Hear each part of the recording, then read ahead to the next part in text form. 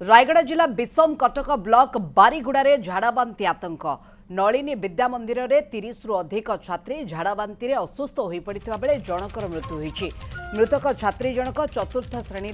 लग्ना उल्लाखा राति छात्री माने झाड़ाबांति आक्रांत होते विद्यालय पक्षर आक्रांत छात्री को विषम कटक गोष्ठी स्वास्थ्य केन्द्र में भर्ती करा हॉस्पिटल जड़े छात्री मृत्यु होती। वर्तमान 24 जन छात्री चिकित्सित होती। विद्यालय रे मेडिकल टीम पहुंची केउ कारणरू झाड़ाबांति व्यापिला ताहा जणा पड़ी नाही। कौन कहबा मु तो जानि पानी कौन असुविधा है सब दिन तो पानी पिउचंती आउ खाइबा तो परिष्कार परिच्छन्न करी नानी माने करचंती कौन हेतिबो से कथा मु कौन कहबी कि हठात एमिति हैला आउ से पिलाटी की जे एक्सपायर करला ताको मेडिकल नेलु दुईटा झाड़ा पानी झाड़ा उठी गेला पूरा नेला परे सेठी सलाइन लगेले मेडिकल रे सलाइन देई तापर ट्रीटमेंट कर सारी कहले किछि असुविधा नै।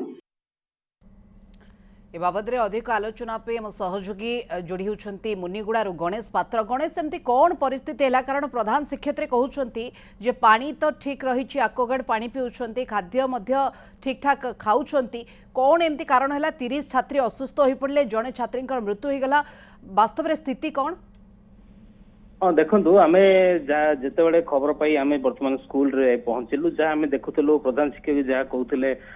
पानी एक्वागार्ड लगी स्कूल रे पिला माने छात्र छात्री माने मध्य एक्वागार्ड पानी पिउचंती एवं खाद्य मध्य से सुषम खाद्य दिया जाउची जहाँ प्रधान शिक्षक कहते जहाँ आम अभिभावक और पिला मध्य पचारूँ से एका कथा शुणुलु क्यों कारणरू एभली घटना घटला तार वर्तमान पर्यटन जना पड़नी पिला सहित आलोचना करिया समय जहाँ कहते किसी छात्री को ज्वर होती आउ किसी छात्री को झाड़ा है गतकाली प्राय 12टा गोटे बेलू धीरे धीरे आरंभ है धीरे धीरे संख्या बढ़िबार लगिला जितेबाला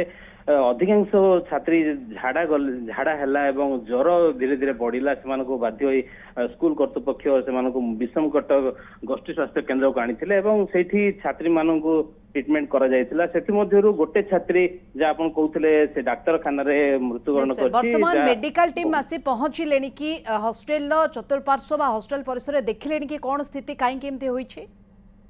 वर्तमान डाक्तरखाना रो गोटे टीम दुईटी टीम जाइछंती वर्तमान स्कूल परिसर अछंती एवं सेमाने विभिन्न प्रकार जिनस को अनुध्यान करछंती जो छात्रीटा डाक्तरखाना रे न मरि कि से गतकाली